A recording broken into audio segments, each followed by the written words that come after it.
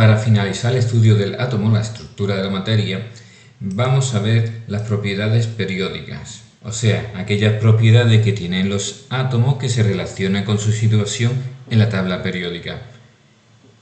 Aquí vemos una ley muy importante, la ley de Coulomb, en la que se va a basar mucho de nuestros razonamientos, así que la ponemos aquí en común antes de empezar a ver las diferentes propiedades, estas 5 que tenemos debajo, porque se puede usar para muchos razonamientos de todas estas propiedades.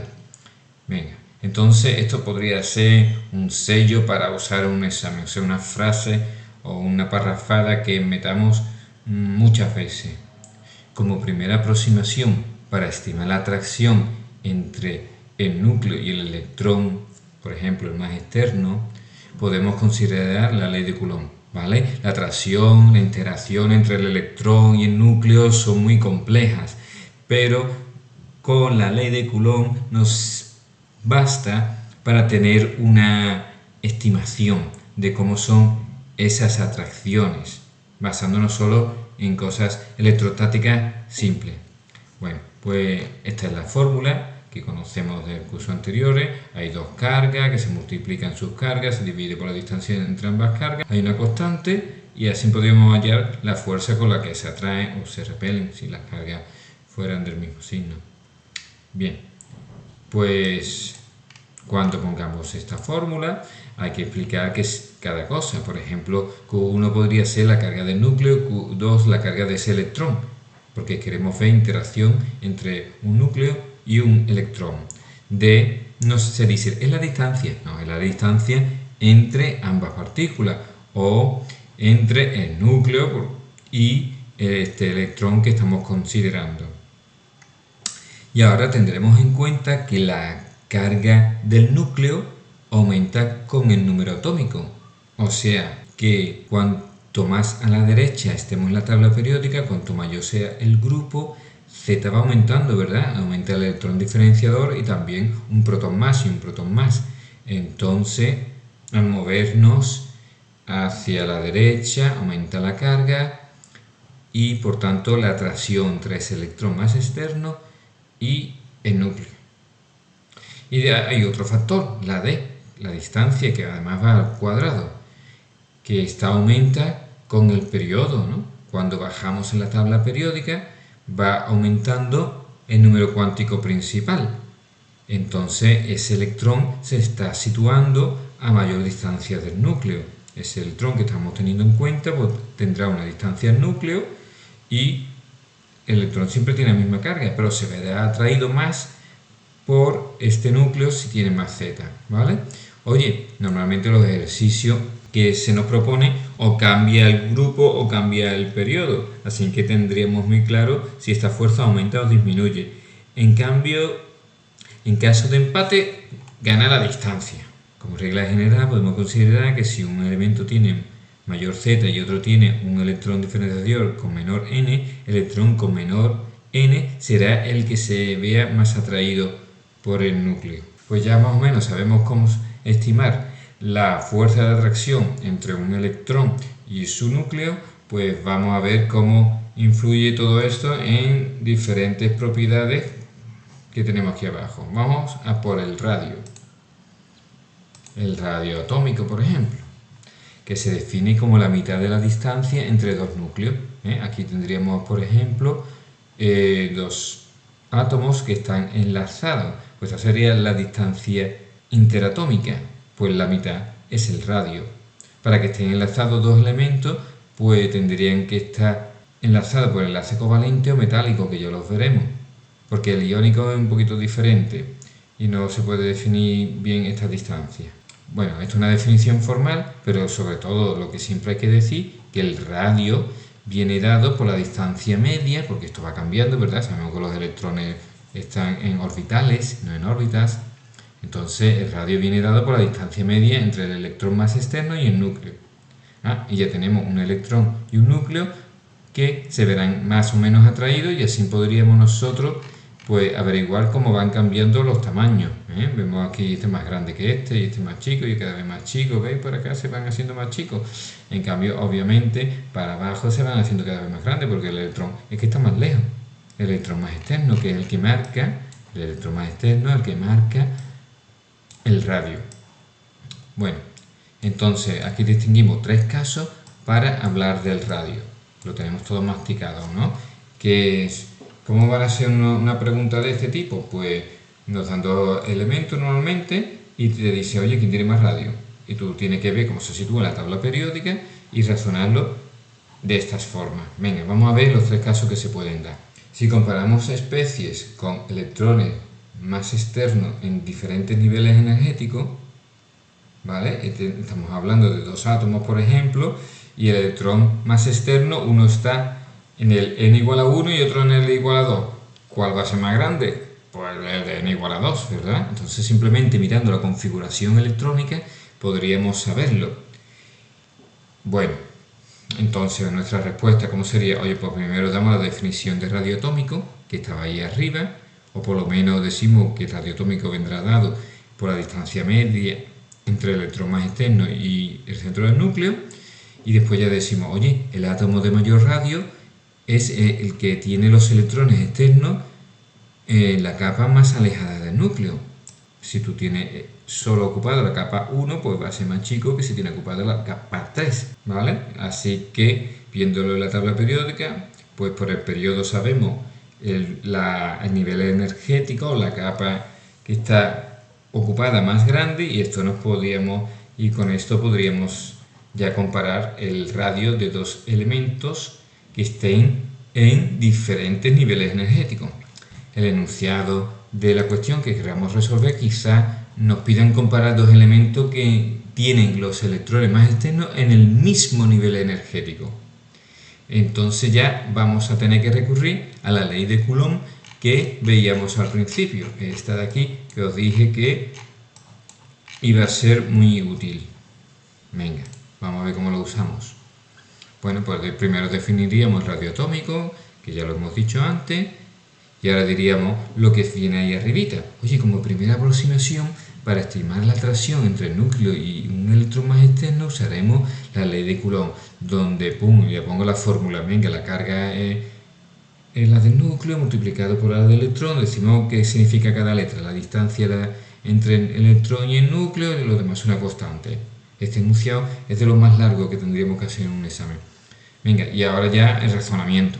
Para un mismo nivel energético y según la definición de radio atómico, el átomo de mayor radio es el que la fuerza de atracción entre el núcleo y el electrón más externo sea menor. Claro, si me atrae mucho, el electrón se acerca, entonces te haces pequeñito, ¿vale? Si me atraes poco, el electrón se va. Así que, cuidado, porque no es muy intuitivo. Los átomos con más Z, con mayor número atómico, son los más chicos, a no ser que sea el número atómico muy grande, entonces ya ese electrón externo que estamos considerando esté en otra capa, pero entonces ya estaríamos en este caso. Pero si estamos hablando de que los electrones que estamos comparando son todos de la misma capa, pues cuanto mayor sea lo de aquí, más cerca van a estar, así que eres más chiquitito, ¿vale? Esto es lo que habría que explicar por aquí. Y un tercer caso. El tercer caso que no podemos usar tampoco la ley de Coulomb. ¿Por qué? Porque nos preguntan a lo mejor cosas que son para el mismo átomo. Oye, compárame el radio del ion fluoruro con el del fluoruro neutro. Entonces tú te vendrías aquí a la ley de Coulomb y dices, pues el electrón está a la misma distancia, la carga del núcleo es la misma porque Z es la misma, y dices, pues la ley de Coulomb, que es la que suelo usar normalmente, no me va a servir. Entonces recurrimos al apantallamiento. Los aniones son siempre mayores que los cationes. Y en medio están los neutros, ¿vale? Y esto debido a la repulsión que ejercen los electrones adicionales sobre el electrón más externo. Eso es el apantallamiento. ¿Qué? Sí, mira, te lo voy a explicar. Si este es el electrón más externo y me veo atraído por el núcleo, si este electrón no existe, nadie me está repeliendo, con lo cual estaré más cerca y seré más pequeño. Por eso los cationes son más pequeños, porque hay menos electrones que me repelen. Venga, otra vez. Si yo soy un electrón, me atrae el núcleo y me repele el resto de electrones. Así que si yo analizo dos especies y una de las dos tiene menos electrones, pues entonces esa será la más chiquitita. Por eso los cationes son más pequeños y los aniones más grandes. Si aquí le metes otro electrón, pues entonces empieza a repeler. Se dice que la carga nuclear efectiva, esa carga que yo percibo, este electrón percibe, se ve disminuida si hay más electrones. Pero cuidado, el apantallamiento, este es un fallo típico que cometen los estudiantes al principio, el apantallamiento solo se puede aplicar si no podemos aplicar la ley de Coulomb, y la ley de Coulomb solo se puede aplicar si estamos hablando que no podemos aplicar cosas más obvias, que es que si el electrón está en otra capa es más grande y punto. Así que este sería mi primer criterio, que este no lo puedo usar, usaría este, y que ya no estoy hablando del mismo átomo, no lo puedo usar, entonces uso el apantallamiento. Oye, pero que lo que yo he puesto es verdad. Sí, pero la razón, porque un Ferrari corre más que un Citroën, no es porque el Ferrari esté más limpio. Es verdad que eso influirá y está más limpio, pues irá más rápido, pero va a ser por el motor. Así que tú no me puedes decir, oye, es que por el apantallamiento. No, va a ser por razones más importantes. Solo usaremos el apantallamiento cuando estemos hablando del mismo elemento. Entonces ya la carga del núcleo es la misma, la capa del electrón externo sea la misma también, pero, oye, como hay otros electrones por aquí que me están repeliendo, pues me hacen más grande, por ejemplo. ¿Vale? Venga, esto era lo más largo, ya vamos de seguidito. Hemos visto el radio, nos vamos a la energía de ionización, pregunta también súper típica, también llamado potencial de ionización. Bueno, la definición de energía de ionización es la energía mínima que hay que aportar para arrancar el electrón más externo de un elemento neutro, gas en estado fundamental, ¿vale? Pues esa energía que tú tienes que dar como mínimo para quitarle un electrón para formar un catión, por ejemplo, a partir de un átomo neutro. ¿Cómo razono esto? Pues con la ley de Coulomb.